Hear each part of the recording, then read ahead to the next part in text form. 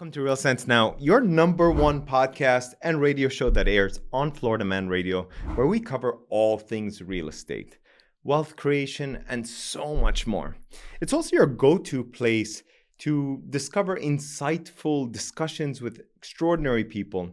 I'm your host, Dawood Bedrosian, a connoisseur of real estate and some of life's finer things, I would like to say. And I like to collect some of my dear friends onto the show so that we can impart this wisdom and knowledge that sometimes feels like it's held away from us and bring it out into the light so that you can make a difference in your life and create generational wealth for you and your family. Here on Real Sense Now, we like to share what I like to call a cheat code in showing you how the correct investment in real estate or even financial planning would be really the cheat code to your success.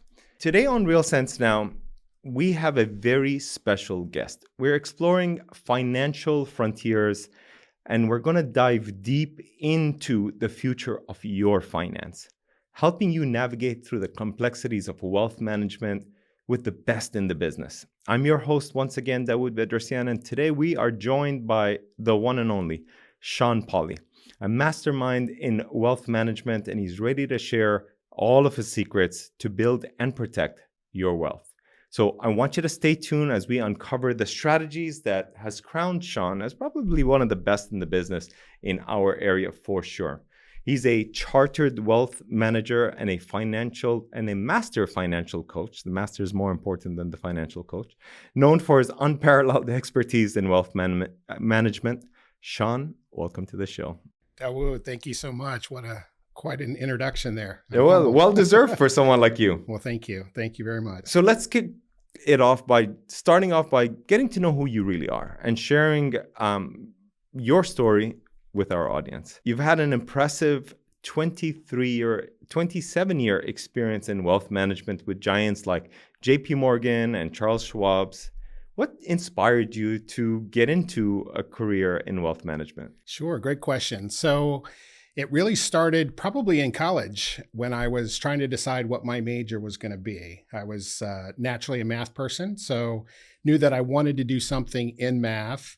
I wanted to be in business. And when they were giving us the orientation to the business school, they told us, you know what, the most difficult major that we offer is in finance. So I kind of took that as a challenge and decided that's what I wanted to do.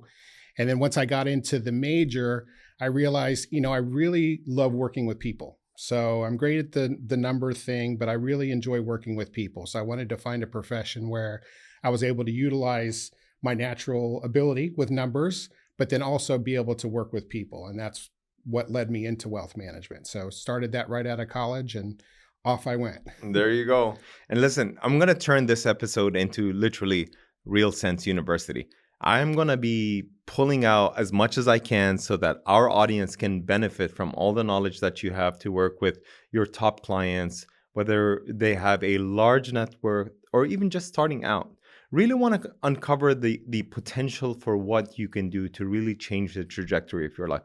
I'm new to this and I am so looking forward to getting into it. Well, I guess the first place to start off was, can you share a success story you've had where you've really turned around and significantly impacted your client's financial future? Well, Dawood, that's really a fun question to think about because, we get so busy in our work and it's making that difference in people's life is what really inspires me and helps me to jump out of bed every morning and get excited about what I do.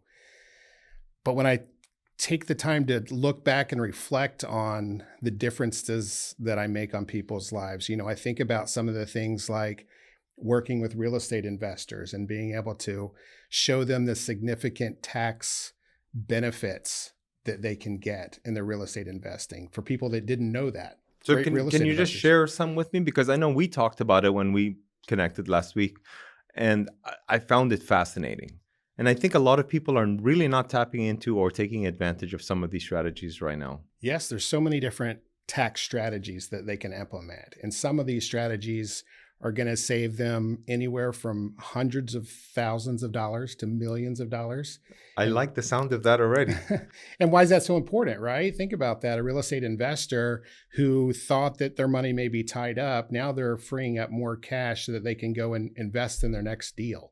So being able to show them these different strategies and ways that they can do that makes a significant difference in what they're doing. Sean, I think a lot of people in every area of life, when they don't know, they just kind of feel stuck in the mud. And I think, in consulting with you about some of the topics that we've talked about, some of my concerns about where I would like to go in my future, you've really broken things down in a very simplistic way, and your approach is very approachable. And I really thought I would need to come and see you and kind of like drop a big sack of whatever, gold coins on your desk. And it's really not the case at all. You can start small and you can start large. How do you customize wealth management strategies for such a variety or an array of clients that you work with? Well, that's part of the fun and the challenge of what I do, because everybody's different. Everybody's situation is different. So it's getting to know you. How did you get where you are today? Where are you today? And where are you looking to go? And then being able to customize that strategy for you and your individual situation. I think there's a lot of big misunderstandings when it comes to financial planning. What are some of those misunderstandings you've experienced? Because I know I'm up against a brick wall sometimes because I don't know what to do next. And you end up like living in this analysis by paralysis type of scenario. And you really need a guiding hand from someone like you. Great question. So really, probably the first thing that comes to mind when I think about misunderstandings in financial planning are that most people think investing first, and they really think that's the bulk of what we're talking about when we talk about financial planning. And it is an important part, but it's just a part of what we do. Financial planning, when we talk about financial planning, it's really looking at everywhere that your money goes. How do you spend your money day to day? How are you putting money away? Are you putting money away in the right places? So it's thinking about everything that has to do with your money. Investing is important, but it's just a part of what we do. We've all heard about these extremely wealthy people that, quote unquote, don't pay any tax or pay very little tax.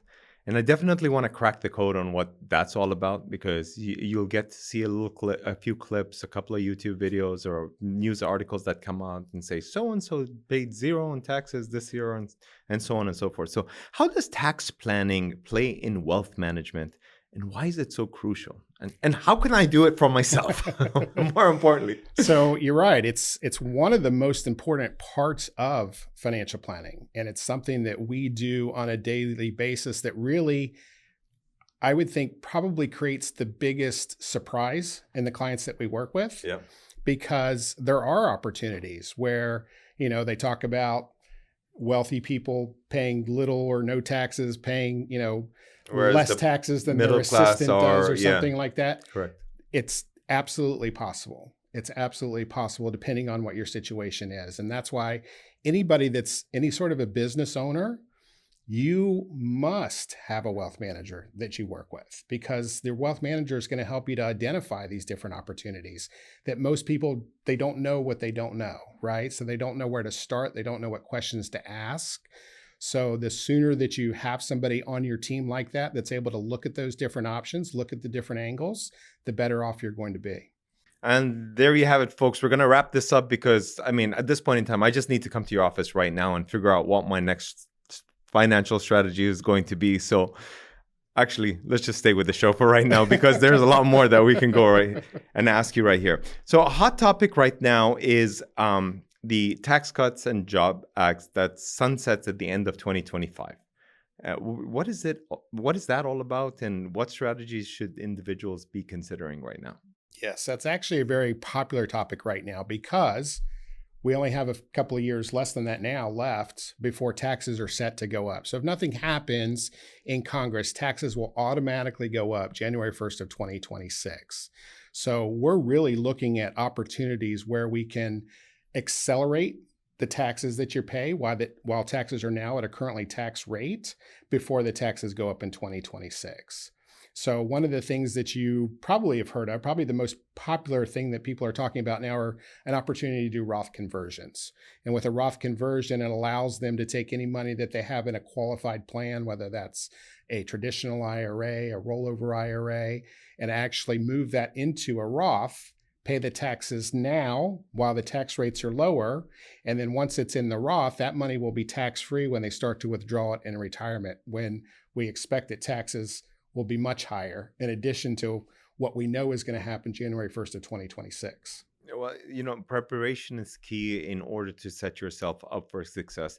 And as I touched on before, how do you approach working with the fear for a lot of people not knowing where to start? Or better yet, a huge concern for our aging population that just seems to be getting by.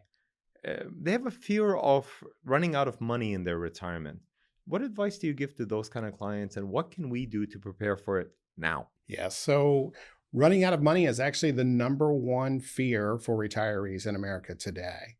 And the best way to combat that really is to first have a plan, be able to work with somebody, like I said, that's going to help to identify your blind spots and help to have a plan in place that's going to get you there.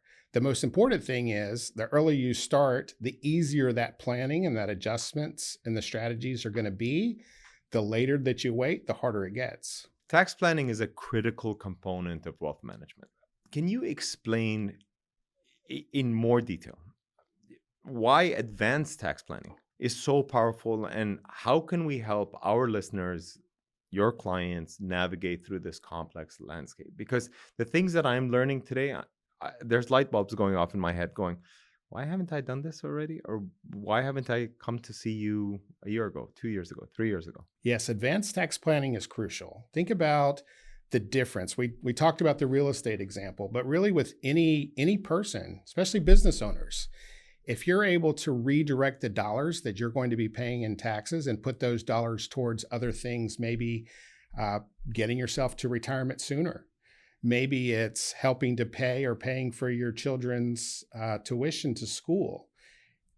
Think about how much further along that pushes you in your journey and towards your goals when you're able to redirect those dollars. And that's really what advanced tax planning does. It's taking a look at your individual situation, saying, what are you doing? What is your goal? How are you trying to get there? And figuring out the strategies that we can reduce those taxes and help you redirect that money. And there you have it, folks. What a great way to kickstart this conversation. We're just scratching the surface of wealth management with Sean Polley.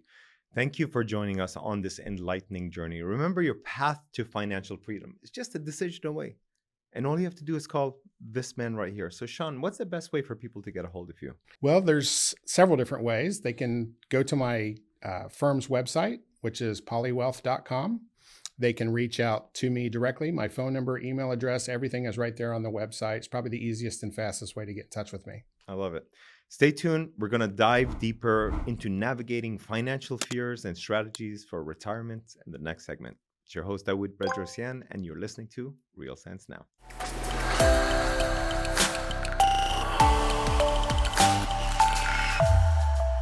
Welcome to Real Sense Now, where we recontour financial frontiers on our incredible show with our incredible guest, Sean Polley. He has definitely opened up my eyes to the world of wealth management and financial planning. Just a few years ago, that would have not even been on my radar. And luckily, having these acquaintances, these friendships, these associations can really shift the way you plan for your future. You really need a tribe that is fighting for you in your corner all the time. But before we get into it, I have so many questions to ask as we dive deeper into this world of financial wisdom with you. You've had 27 years of experience and a heart for making really complex financial planning made really simple. I mean, you broke it down for me while we were, enjoying a nice little meal and a drink together. And I brought you onto the show so that you could guide our real sensors and all of our audiences, basically in North America and all over the world, to understand how you can guide them to financial clarity. So I want you to get ready for some real life-changing insights, because that's why I brought you on the show, Sean. So many people fear running out of money, as we said, in retirement. Let's talk about how you approach that fear for starters, because I think the biggest step is the first step to get started. Yep. You're absolutely right. So with anyone that I work with, the first step I take is really getting to know them, understanding them. It's to me, it's not about the numbers, it's about who they are and what are they looking to accomplish. And that's going to help to impact the strategy that we put in place. So I'll take a lot of time really getting to know them. I want to understand them. I want to really know who they are. And then as we move forward and we put together a strategy, implement a strategy, it's going to be a strategy that's going to fit them, that's going to, help them to be motivated to do the things that they want to do, and understanding how we can go about doing that. I think it's such an imperative way to start this journey with someone, because you'll understand their risk profile. You will understand what what they naturally have an aptitude towards, and you can guide them down the right path. And I think if you don't have that guidance, you're going to do the same typical things that you know you would do all the time. Stick your money into one of the accounts that will generate you a few points in percentage, and that's as good as it's going to get. Why? Because we don't have that financial education that you do. So what advice would you give to someone like myself? In the mid stage of my career. Guide me on what I should be doing with my tax planning and investment, because I'm sure a lot of our listeners are probably in the same boat. Yeah. So really the first step is to dig into what you're currently doing and understanding really where your cash flow is, right? So it's one of the things that people probably think is the most painful, and maybe it is a little bit, right? But we really need to understand where your money's going, right? I think the pain is in not knowing. And I think the clarity in knowing will definitely provide a roadmap or a guidance to where you need to go. You're so right. The pain is in not knowing, and the fear of not wanting to know. Sometimes people just don't want to know because they fear that they're not on track. Trust me, I used to be an avoider.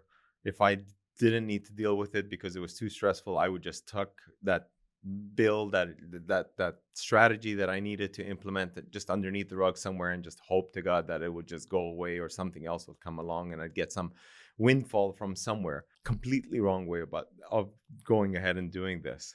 And I've noticed this, especially when it comes to major financial events. You didn't plan well, your kid got into a great school, now you need to come up with the money. What do we do? You know what I mean? Or you have to relocate and buy another house, or whatever the case may be. And I think a lot of people find themselves stuck and are forced to, in, for example, the sense of real estate, to go back to renting versus investing into something, or they just don't have that nest egg, that golden egg that they can rest their laurels on and just move on with their life in confidence. That's right, Dawood. It's one of the things that I talk about with clients all the time. We talk about life transitions. There's many transitions that we go through. There's big transitions that we go through in life, starting our first job, getting married, maybe having children, starting a business, eventually maybe retiring. Those big transitions. But then there's also small transitions that we go through on an annual basis. And this is the essence of why financial planning is so important, because we want to be proactive about those transitions. We want to have a plan, a strategy before we get into those transitions, instead of having to react after those transitions are cast upon us, so to speak, right? Because when we have a strategy up front and we're proactive, we're able to really understand what our options are and make sure that we're making the best decisions.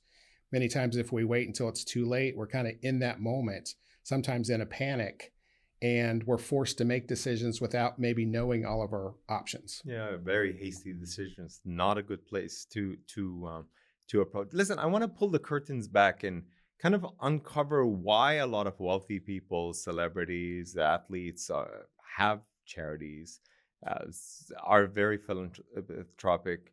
I'd like to believe that a lot of people have that goodness in their heart, but there's got to be a reason for it.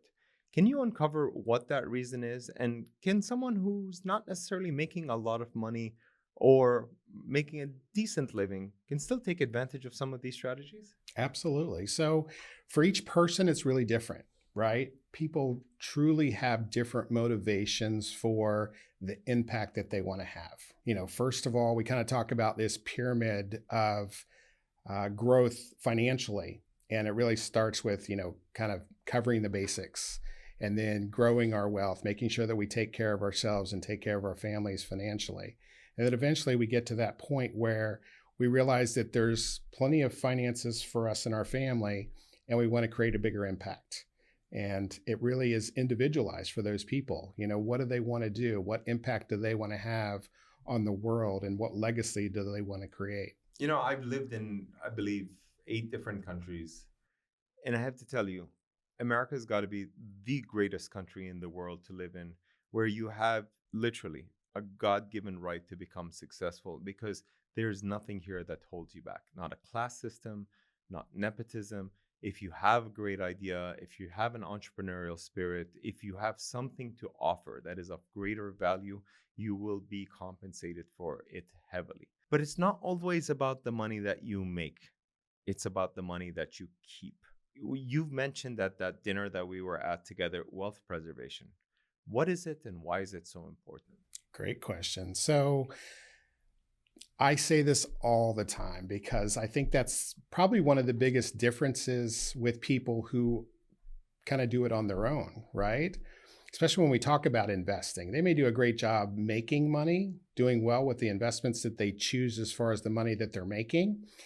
But if they're not understanding how those returns are coming and how they can be efficient, for example, in a tax way with their portfolio, they could actually be keeping a lot more money than they realize. It's not just about what you make on your investments, but at the end of the day, what you keep. And how do you approach risk management when it comes to investment portfolios? I mean, there's a part of me that probably wants something a little bit more secure and conservative in terms of its approach and what it would yield. But there's another part of me that just wants some high yielding returns and, build my future wealth that way. How do you balance between the two? Great question. So when we are looking at different investment opportunities, it ties into what our long-term plan is, what our goals are, where do we want to be, because that's going to help to dictate what type of return that we need to get on our investments. And when we look at investments, we're looking at, I see this many times when I do an analysis of somebody maybe that's been doing investments on their own.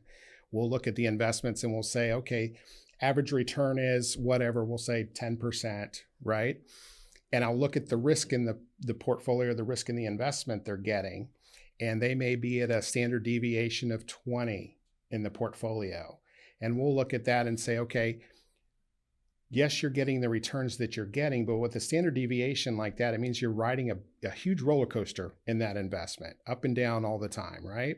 And that's not how you want to plan for your future. Well, it makes it more difficult, it makes it more stressful, right? If we're seeing our big fluctuations in our investment portfolio, it's going to make it harder to, sleep at night sometimes. It's going to make it harder to feel confident about what we're doing in the direction that we're moving in. So what we'll do is we'll look at an investment and we're going to say, okay, how can we get that return but reduce the risk? How are we getting to that return? And that's a big difference in the way we look at investments and how we judge what types of investments we want in our clients' investment portfolios. I personally ran into a situation recently that I never anticipated would ever happen in my life, which is poor estate planning. Someone passed away without a will and left a huge mess for everybody else to figure out, with tensions within the family and so on and so forth.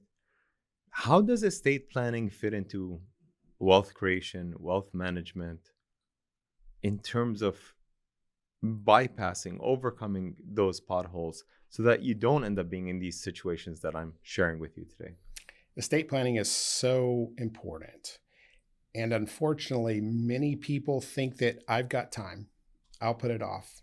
Maybe I think that I'm too young and I don't need to do any estate planning yet. It's something I'll do sometime down the road. The reality is we don't know how much time we have. Estate planning is something we should be thinking about if you haven't already thought about it, and be putting some plans, some strategies in place now, because we don't know what will happen today or tomorrow. So how do you get started? What do you do? I mean, do you go see your lawyer? Do I come see you? Well, that's an important part of what we do. with our clients. So you can certainly start with us because we're going to sit down and help to understand your situation. Like I said before, a lot of behavioral finance goes into what we do, and understanding kind of who you are and where you want to go and what you want, even beyond your lifetime. So that's what the estate planning is sitting down and understanding that and talking about ways that we can protect what you have, what you've accumulated, what you've worked so hard for, and make sure that that goes to the places that you want to see it go to after your passing.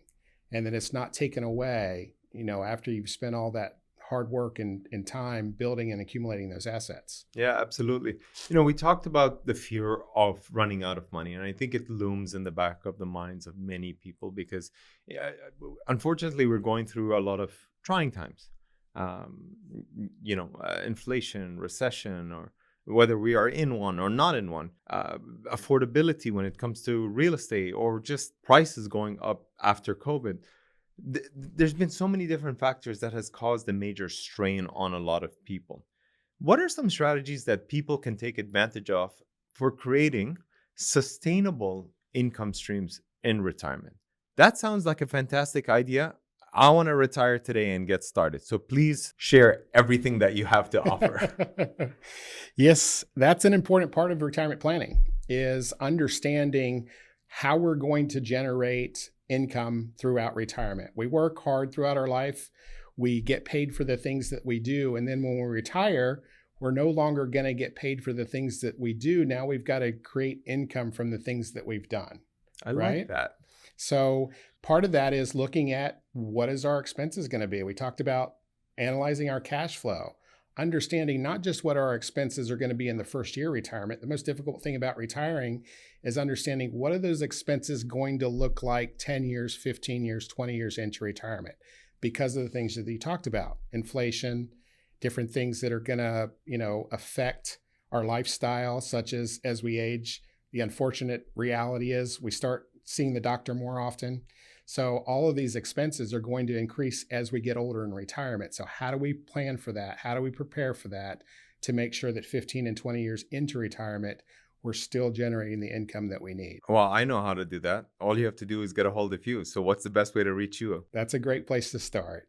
And you can give me a call, reach out through my website, polleywealth.com.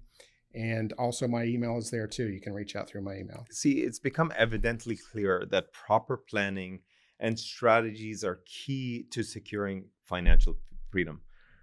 I say freedom because when you are financially secure, you are free from the burden, from the anxiety, from the elephant that's sitting on your chest. And we hope we're leaving you with a treasure trove of financial knowledge and insights from Mr. Sean. It's your host, Dawood Bedrosian. If you have a question for me, all you have to do is reach out to me on my website, realsensenow.com, or visit me on any one of my social media platforms. That's Instagram, Facebook, LinkedIn, TikTok, by just simply typing in my name, Dawood Bedrosian. That's DAWOODBEDROSIAN. Thank you for listening to Real Sense Now. We'll catch you after the break.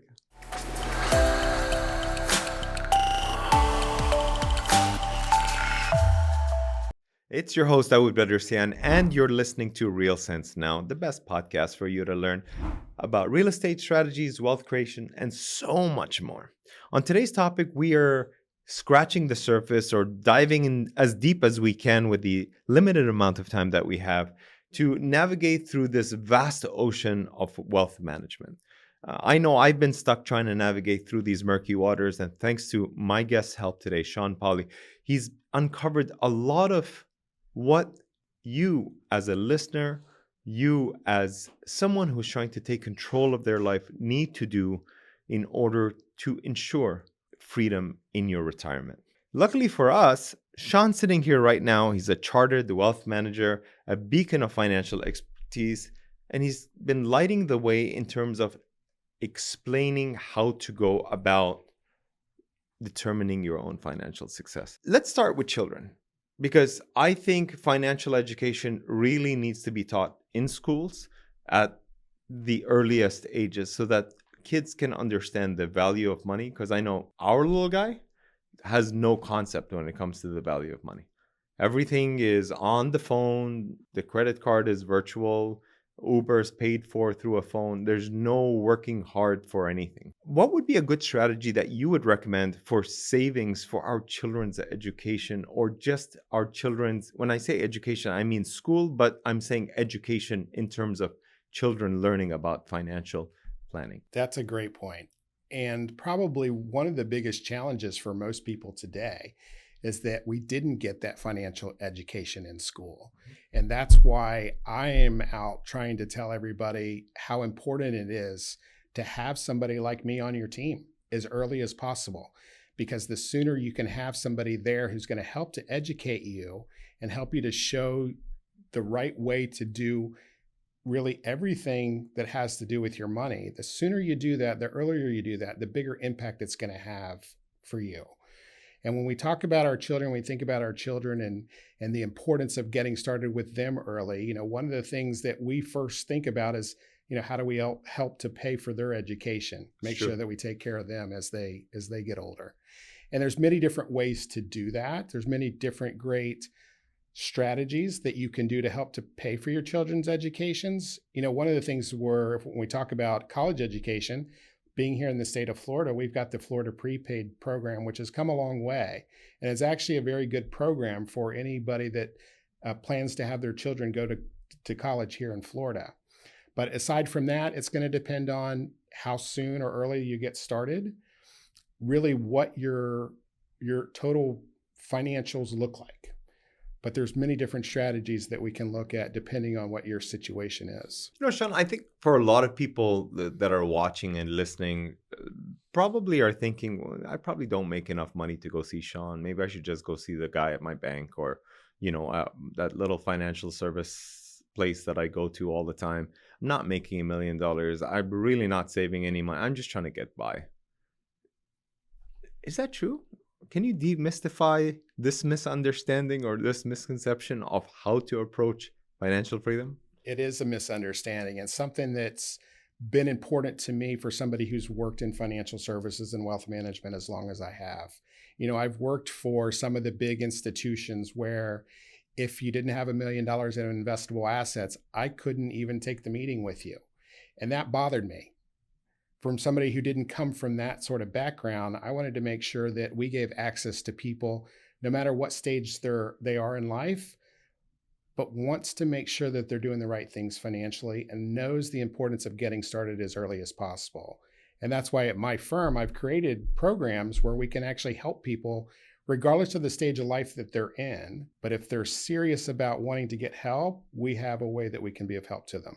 I think one of the things that stood out the most to me in this conversation, I mean, there was a lot of things that stood out, but your approach when it comes to what you coined as behavioral financing or finance, in terms of how its impact is in terms of the investment decisions you guide your clients through and how they are able to address it. Talk to me about that approach. Let's use me for an example. What are we looking at? How do we go about doing this? Yeah, good question. So, one of the things that I talk about a lot and I think is very important, and I think what separates me and my firm from most financial institutions out there is that no matter who comes to me wanting to seek help and get help, I'm going to take the time to get to know you, because at the end of the day, for me, this is about you. The money is how we're going to get to whatever the goals that you have, but I want to understand you. I want to know, why are these things important to you? How did you get to the point you are now? And how have you made those decisions in the past? What has happened in your life that's created the decisions that you've made? And the better that I understand you and understand who you are and where you want to go, then I can work with the numbers and make that work better for you. So what metrics should we be looking at other than how much money I have in my bank account? There's a lot of different metrics that you should be looking at. And the first one is really your cash flow. You have to understand. So many of us, we talked about kind of having a cashless society, right? Where we've got a card or we've got a phone and, we tap to pay for everything. So there's money spent here and money spent there on a daily basis that most people don't have any idea how much money they're spending where that money is going. So that's really the first place we need to look. We need to understand. We have systems in place where we're mapping that for our clients and understanding where their cash is going so that we can review that on a regular basis and understand, is this where you want your money to go? Is it important to you to redirect that money into something that's going to further get you towards the goals that you have? So I'm getting started right now.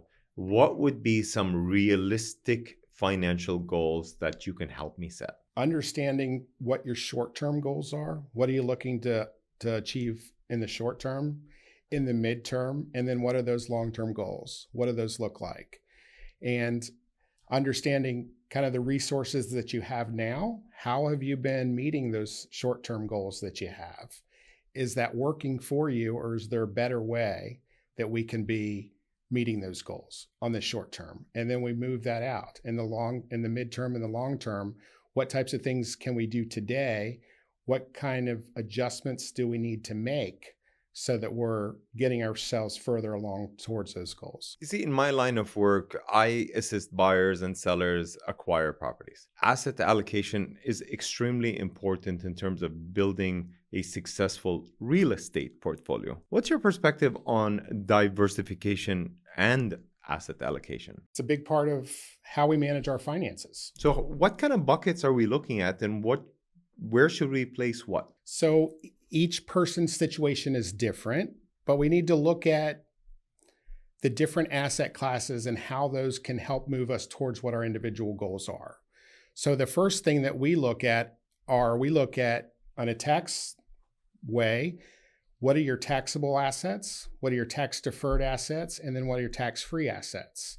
And how can we position those assets the best way possible so that we're minimizing the taxes, not just the taxes that you're going to pay today, but the taxes that you're going to pay from this time forward throughout your life. So that's really the first place that we look at, and kind of where those assets, what buckets in that aspect, how your money is positioned.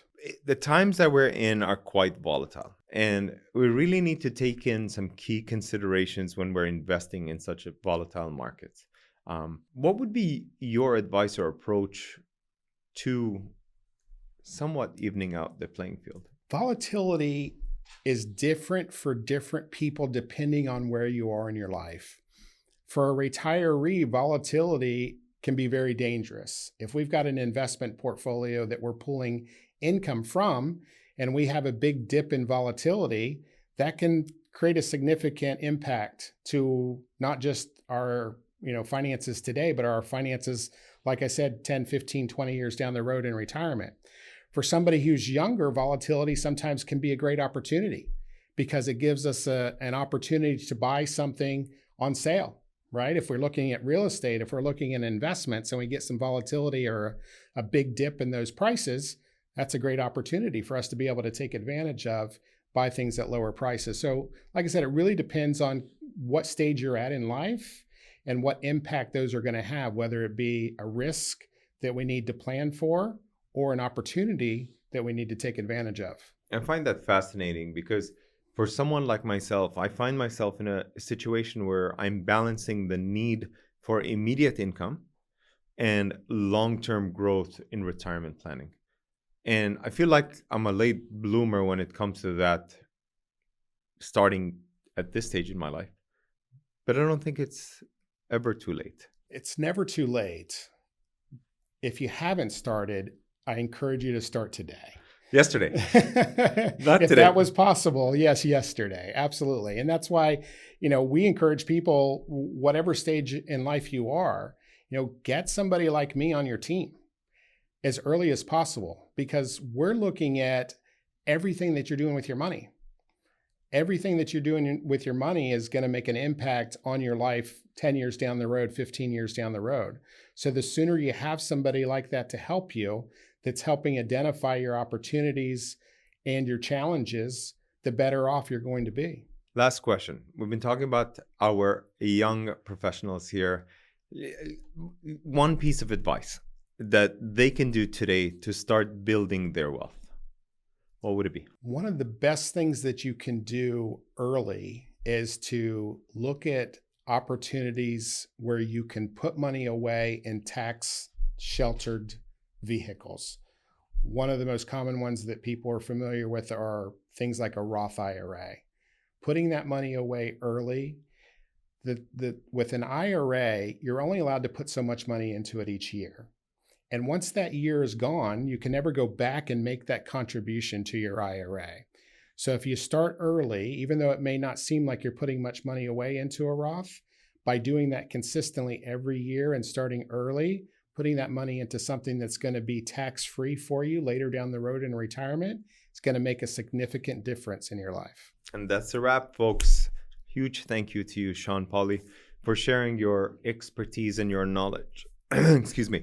If you've been inspired to take control of your financial future, all you have to do is reach out to Sean. Sean, what's the website again? It's polleywealth.com. And thank you for tuning in to Real Sense Now. It's your host, Dawood Bedrosian. You need to tune into the right show, the best show all week long, right here on Florida Man Radio.